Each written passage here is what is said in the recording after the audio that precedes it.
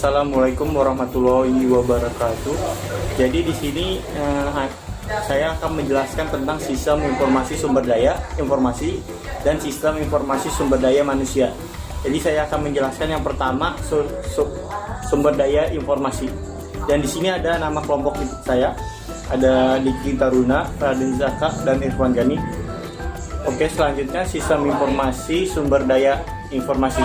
Jadi di sini berbagai pandangan tentang IRM, information atau bisa disebut information resource management.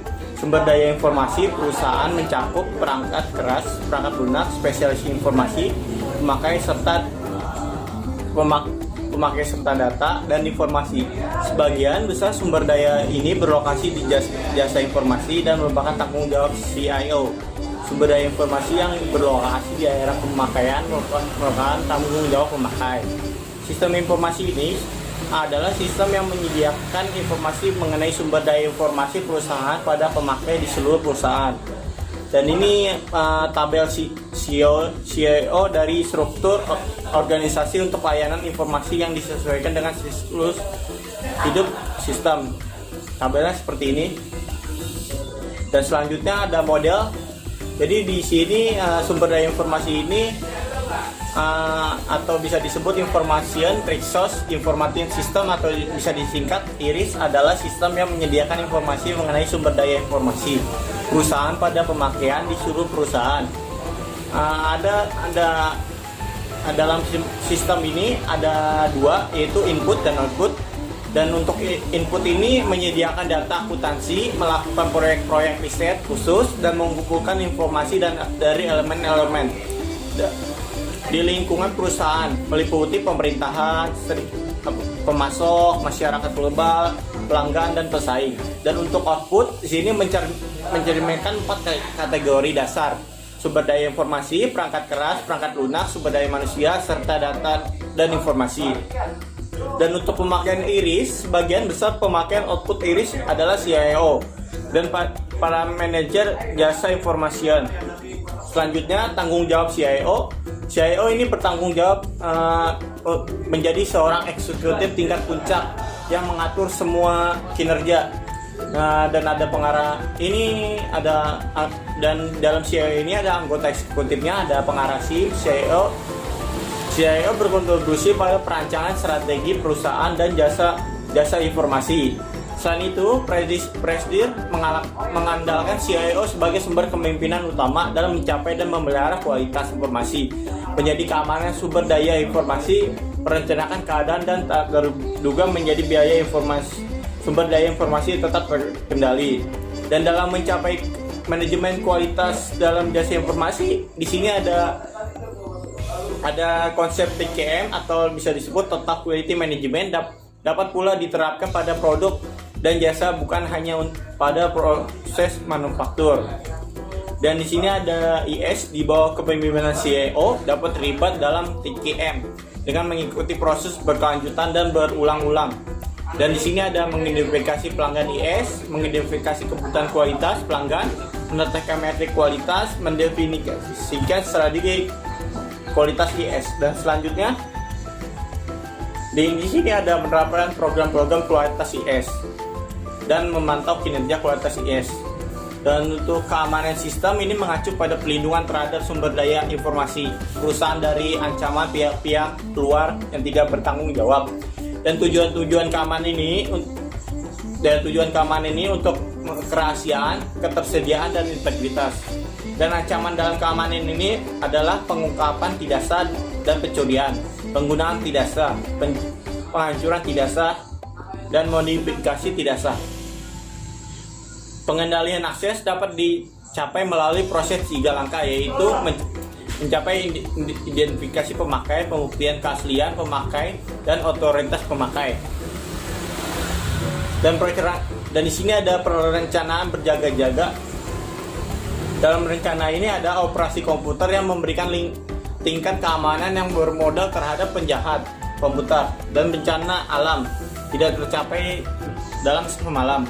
Maka diperlukan pelaksanaan strategi yang terencana yang disebut perancangan bencana terencana. Rencana yang umum mencakup rencana darurat, menentukan ukuran yang memastikan keamanan pegawai. Kedua, rencana cadangan, pengaturan fasilitas komputer cadangan jika fasilitas program musnah atau rusak. Dan yang ketiga, rencana catatan vital, menentukan bagaimana catatan vital akan dilindungi. Selain membuat backup copies, juga semua jenis catatan dapat dipindahkan secara fisik ke lokasi yang diinginkan. Dan selanjutnya ada strategi pengurangan biaya manajemen informasi. Di sini ada 3 yang mencapai operasi AS yang lebih ekonomis, yaitu konsolidasi atau dengan mengurangi jumlah lokasi sumber daya informasi yang terpisah. Dan kedua, downsizing, yaitu transfer berbagai aplikasi berbasis komputer perusahaan dan konfigurasi. Dan ketiga, outsourcing, ukuran pemotongan biaya yang berdampak lebih besar bagi IS daripada downsizing. Dan sini ada manajemen fasilitas adalah sistem operasi lengkap dari suatu pusat komputer. Integrasi sistem adalah kinerja semua tugas-tugas siklus hidup pengembara sistem. Selain sistem ini diterapkan oleh outsourcing, integrasi sistem menyerahkan kepada pelanggan. Dan masa depan dari CEO ini, CEO berperan sebagai big brother, atau bisa disebut pemakai memiliki perangkat keras tapi menentukan aplikasi apa yang dikembangkan dan melakukan kebijakan pengembangan.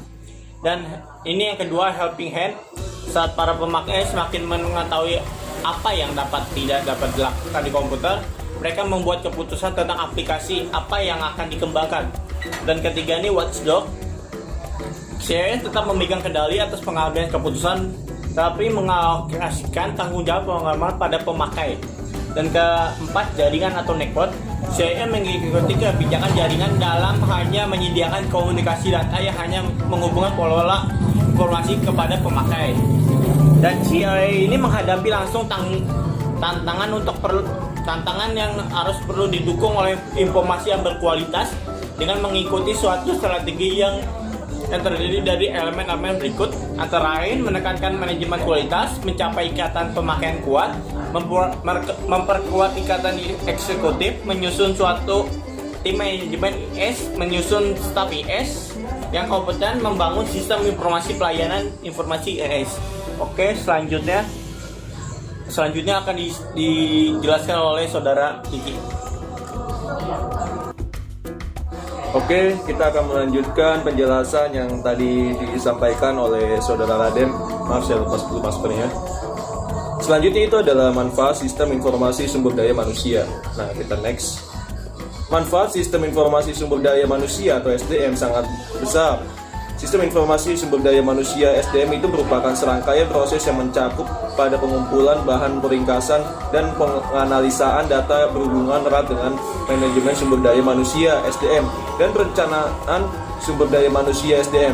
Aktivitas rekrutmen, seleksi, pelatihan, dan pengembangan manajer karir, kompensasi, dan hubungan karyawan juga menuntut informasi yang tepat waktu dan akurat untuk pengambilan keputusan-keputusan. Sistem informasi sumber daya manusia atau SDM dirancang untuk membantu para manajer untuk membuat keputusan-keputusan yang lebih efektif. Oleh karena itu, jika hal ini merupakan penyerobotan privasi pribadi, informasi tersebut hendaknya tidak dimasukkan ke SDM. Nah, sebagai alat penilaian suplai sumber daya manusia SDM, sistem informasi sumber daya manusia atau SDM memungkinkan perusahaan menyimpan data persediaan tenaga ahli atau skill inventory dan penyediaan manajemen atau manajemen inventory, dan dalam cara paling sesuai dengan kebutuhan perencanaan sumber daya manusia. Nah, manfaat-manfaat sistem informasi sumber daya manusia atau SDM adalah menilai suplai SDM meliputi 1.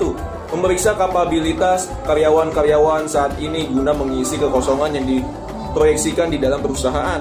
Lalu yang kedua itu menyoroti posisi-posisi yang para pemegang jabatannya diperkirakan akan dipromosikan, akan pensiun atau akan diberhentikan. Lalu ada ketiga yaitu menggambarkan pekerjaan-pekerjaan yang spesifik atau kelas-kelas pekerjaan yang mempunyai tingkat perputaran pemecatan, ketidakhadiran kinerja, dan masalah yang tinggi yang melebihi kadar normal. Lalu yang keempat itu mempelajari komposisi usia, suku, dan jenis kelamin dari berbagai pekerjaan dan kelas pekerjaan guna memastikan apakah semua itu sesuai dengan ketentuan yang berlaku. Jadi maksudnya di sini nih yang usia, suku, dan jenis itu kita bisa lihat kayak berbagai jenis suku itu kita bisa nilai apakah kira-kira ini cocok untuk diletakkan di pekerjaannya tersebut. Jadi perusahaan itu menyeleksi suku dan usia dan jenis kelaminnya untuk menempatkan ke pekerjaan yang lebih tepat. Lalu yang kelima itu mengantisipasi kebutuhan rekrutmen, seleksi pelatihan, dan pengembangan dalam rangka memastikan penempatan yang tepat waktu maka karyawan-karyawannya bermutu ke dalam lowongan pekerjaan. Lalu kita keenam ada perencanaan sumber daya manusia untuk pengantisipasian pergantian dan promosi.